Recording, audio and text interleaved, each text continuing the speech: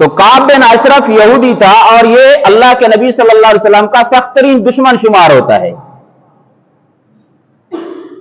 جب غزوہ بدر کے اندر مسلمانوں کو فتح ہوئی اور فتح کی افواہ پھیلنے لگی تو مسلمانوں کی اس فتح سے کعب بن اشرف کو بڑا صدمہ تھا،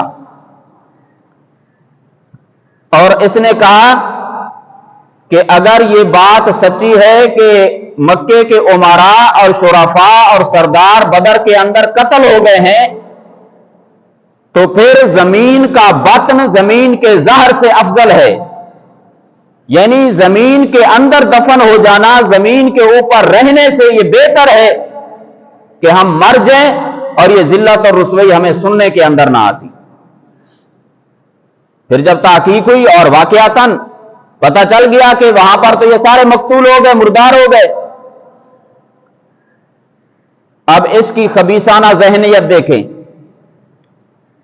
یہ وہاں سے مدینہ سے مکہ کی طرف ان کی تعزیت کے لیے،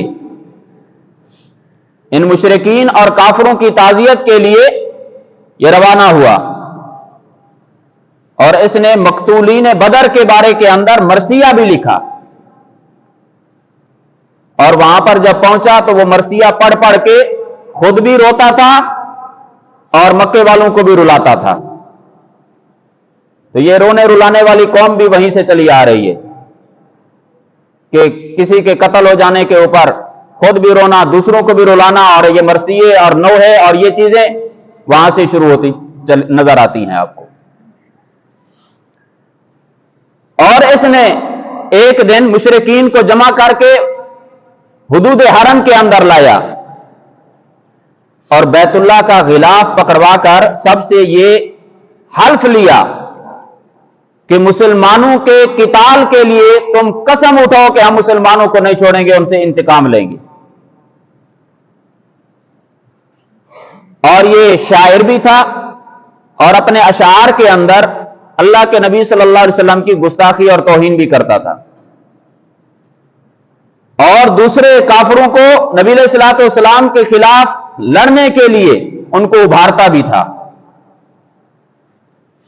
اور یہ مدینہ واپس آیا تو واپس آتے ہی اس نے یہ خباثت بھی شروع کر دی کہ مدینہ کے اندر رہتے ہوئے مسلمان عورتوں کے خلاف عشقیہ اشعار کہنے لگ گیا۔ اب ادھر سے صحابہ کرام کو غصہ بھی آتا، اللہ کے نبی صبر، تحمل، بردباری کی تلقین فرما رہے ہیں۔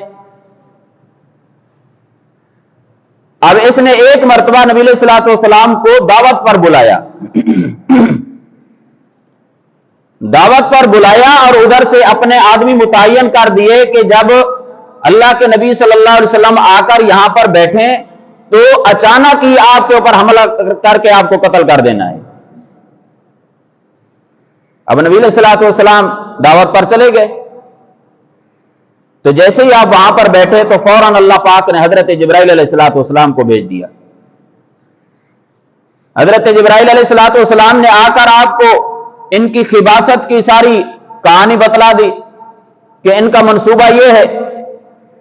اب اللہ کے نبی صلی اللہ علیہ وسلم حضرت جبرائیل کے پروں کے سائے کے اندر وہاں سے نکل گئے۔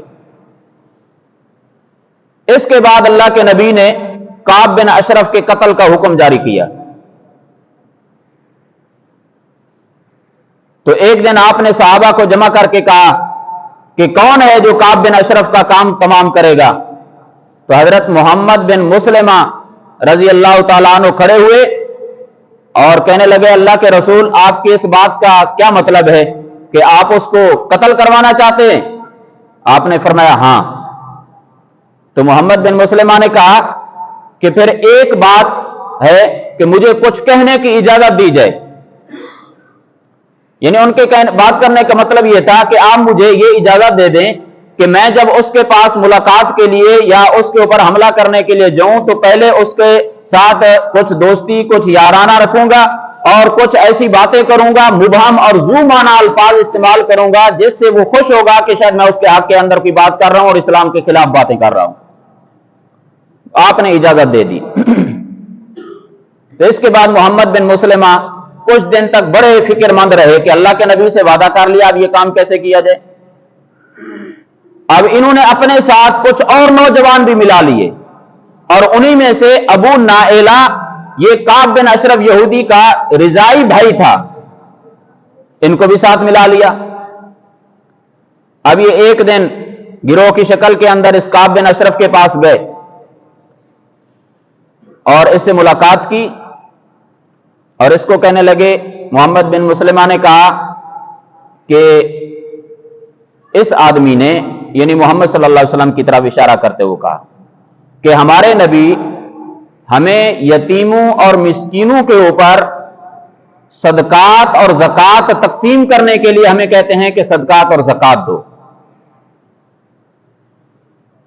یہ بات انہوں نے اس وجہ سے کہی کہ جو انسان طبعی طور پر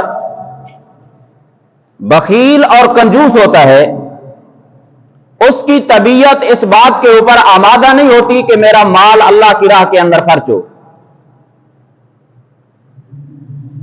بلکہ برا نہ محسوس کریں تو یوں بھی ہوتا ہے کہ جن مساجد اور جن مدارس کے مہتممین یا انتظامیہ حضرات اس اللہ کی راہ میں مال خرچ کرنے کی ترغیب دیں تو کئی ساتھی وہاں جمعہ پڑھنا بھی ختم کر دیتے ہیں کہ یہ مسجد والے چندہ مانگتے ہیں۔ یہ ان کے بخل کی عکاسی ہوتی ہے کہ یہ اللہ کی راہ کے اندر مال خرچ کرنا پسند نہیں کرتے۔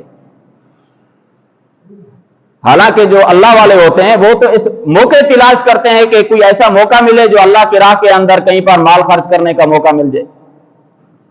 جب انہوں نے یہ بات کہی تو کعب بن اشرف کہنے لگا کہ ہاں جی، ابھی تو ابتدا ہے، آگے دیکھیں کیا ہوگا۔ محمد بن مسلمہ نے کہا ہاں جی، ہم تو اب ان کے پیروکار ہو گئے ہیں، اب ان کو چھوڑنا بھی پسند نہیں کرتے، لیکن انجام کار کے منتظر ہیں۔ انجام کار کے منتظر کا جو انہوں نے جملہ کہا، اس کا مطلب یہ تھا کہ فتح تو اللہ اور اللہ کے رسول کی ہوگی، اور دشمن کے انجام کار کے ہم منتظر ہیں کہ کیا ہوتا ہے۔ تو محمد بن مسلمہ نے اس کو کہا کہ آپ مہربانی کریں، مجھے نا کچھ قرض دے دیں، آپ مجھے کچھ غلہ، کچھ گندم، یہ چیزیں قرض دیں تاکہ مجھ سے میرے نبی نے مانگا ہے تو میں ان کو دوں گا۔ اس نے کہا ٹھیک ہے، قرض دوں گا، لیکن شرط یہ ہے کہ میرے پاس کوئی چیز رہن کے طور پر رکھو، یعنی گروی کے طور پر کوئی چیز رکھو گے۔ تو انہوں نے کہا کہ جی کیا چیز رہن رکھیں، گروی کیا رکھیں؟ اب اس کی خباثت کا اندازہ لگانا اس یہودی کی۔ کہنے لگا کہ میرے پاس گروی اپنی عورتیں رکھو۔ تو حضرت محمد بن مسلمہ رضی اللہ تعالیٰ عنہ نے کہا کہ یہ تو غیرت اور حمیت کے بھی خلاف ہے، اور تو حسین و جمیل نوجوان ہے، ہم عورتیں تیرے پاس کیسے گروی کے طور پر رکھ سکتے ہیں؟ اس نے کہا چلو عورتیں نہیں رکھ سکتے تو اپنی اولادیں میرے پاس گروی رکھو، اپنے لڑکے۔ تو انہوں نے کہا کہ یہ بھی ہم نہیں کر سکتے، کیونکہ ہماری اولادوں کے لیے یہ عار والی بات ہے، اور بعد کے اندر لوگ تانے ماریں گے کہ تم تو وہ لوگ ہو کہ جو 1-2 کلو غلے کی خاطر تمہیں گروی رکھا گیا تھا۔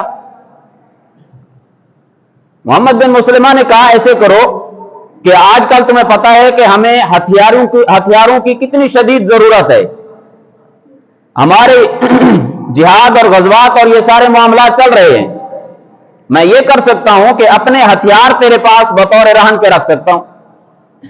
اس نے کہا ٹھیک ہے، ہتھیار میرے پاس رکھو، لیکن آنا رات کے وقت ہے، رات کو آنا، اگلی رات، اور ہتھیار بھی لے کر آنا اور غلہ لے کر جانا۔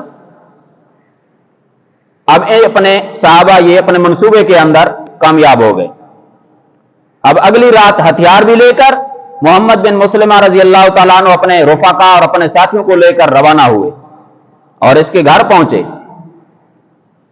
اور دروازہ کھٹکھٹایا، آواز دی تو یہ کعب بن اشرف وہاں سے آنے لگا۔ جب روانہ ہونے لگا تو اس کی بیوی نے اس کو پیچھے سے روکا کہ یہ وقت باہر جانے کا نہیں ہے، تو کیوں جا رہا ہے؟ اس نے کہا گھبرانے کی کیا ضرورت ہے، وہ باہر ایک ابو نائلہ جو میرا رضائی بھائی ہے وہ آیا ہوا ہے، اور دوسرے محمد بن مسلمہ آئے ہوئے ہیں قرض لینے کے لیے، اس میں پریشان ہونے کی کیا ضرورت ہے؟ تو اس کی بیوی نے کہا کہ اس آواز سے مجھے خون ٹپکتا ہوا نظر آ رہا ہے۔ اس نے کہا نہیں، پریشان ہونے کی ضرورت نہیں، یہ باہر آ گیا۔ اب ادھر سے حضرت محمد بن مسلمہ نے اپنے ساتھیوں سے یہ مشورہ کر لیا کہ یہ چونکہ مالدار تو تھا اور عرب ویسے بھی یہ عیاشی وغیرہ تو یہ چیزیں تو ان کے اندر بہت زیادہ پائی جاتی ہیں اور یہ بہت زیادہ اپنے آپ کو معطر رکھتا تھا، خوشبو استعمال کرتا تھا. تو محمد بن مسلمہ نے اپنے ساتھیوں کو کہا کہ میں نا اسے کہ بالوں سے خوشبو سونگوں گا اور آہستہ آہستہ خوشبو کے بہانے سے، سونگنے کے بہانے سے اس کے سر کے بالوں کو پکڑ لوں گا اور تم نے ادھر سے اس کی گردن کاٹ دینی ہے. اب یہ باہر آیا اور اپنے بدن کو خوشبو سے معطر کیا ہوا ہے. اب یہ وہاں پر آیا تو محمد بن مسلمہ نے کہا واہ جی واہ، تو نے تو بڑی زبردست قسم کی خوشبو لگئی ہوئی ہے، آج تک میں نے ایسی خوشبو نہیں سونگی. اور ٹیڑھا ہونے لگ گیا. اس نے کہا ہاں جی، میرے پاس عرب کی ایسی حسین اور جمیل عورت ہے جو ہر وقت اپنے بدن کو معطر رکھتی ہے، میں کیوں نہ معطر رہوں. تو محمد بن مسلمہ نے کہا اگر اجازت ہو تو میں آپ کی خوشبو سونگ لوں. اس نے کہا ہاں کیوں نہ سونگو. تو محمد بن مسلمہ نے ایک بار خوشبو سونگی اور اپنے ساتھیوں کو بھی کہا جی تم بھی سونگو، بڑی زبردست خوشبو ہے. وہ اور ٹیڑھا ہونے لگ گیا. پھر دوبارہ کہا کہ جناب اگر اجازت ہو تو پھر میں دوبارہ آپ کی خوشبو سونگی، بڑی زبردست خوشبو ہے. اس نے کہا سونگ لو. تو محمد بن مسلمہ نے خوشبو سونگی اور آہستہ آہستہ اس کے بالوں سے پکڑا اور اپنے ساتھیوں کو اشارہ کیا اور انہوں نے تلوار چلی، فوراً اس کی گردن جدا کر دی. اس انداز کے ساتھ اس گستاخ رسول کو وہاں پر قتل کیا اور اس کا سر ساتھ لے کر سیدھا رات کے آخری پہر کے اندر امام الانبیاء صلی اللہ علیہ وسلم کے پیچھے آ کر نماز پڑھی اور آپ کے سامنے آ کر اس گستاخ کا سر رکھا. آپ نے فرمایا افلاحت الوجوہ، یہ کیا ہی مبارک اور بابرکت چہرے ہیں. اور آپ نے جب اس کے گستاخ کے سر کو دیکھا آپ کی زبان سے الحمدللہ کے الفاظ اور اللہ کے شکر ادا کرنے کے الفاظ جاری ہوئے. اب یہ صبح کے وقت یہودی جمع ہو کر آ گئے کہ ہمارا آدمی اس انداز کے ساتھ قتل ہو گیا ہے. اب نبی علیہ الصلوۃ والسلام نے فرمایا کہ وہ تو ایسا آدمی تھا، وہ گستاخیاں کرتا تھا اور مسلمان عورتوں کے خلاف ایسے اشعار کہتا تھا اور مسلمانوں کے خلاف دوسرے لوگوں کو بھڑکاتا تھا، اس وجہ سے یہ کام ہوا ہے. اور آپ کی اس گفتگو کا باقی یہودیوں کے اوپر بڑا اثر پڑا اور آپ نے ان سے معاہدہ لے لیا کہ آئندہ تمہارا کوئی یہودی ایسی حرکت نہیں کرے گا.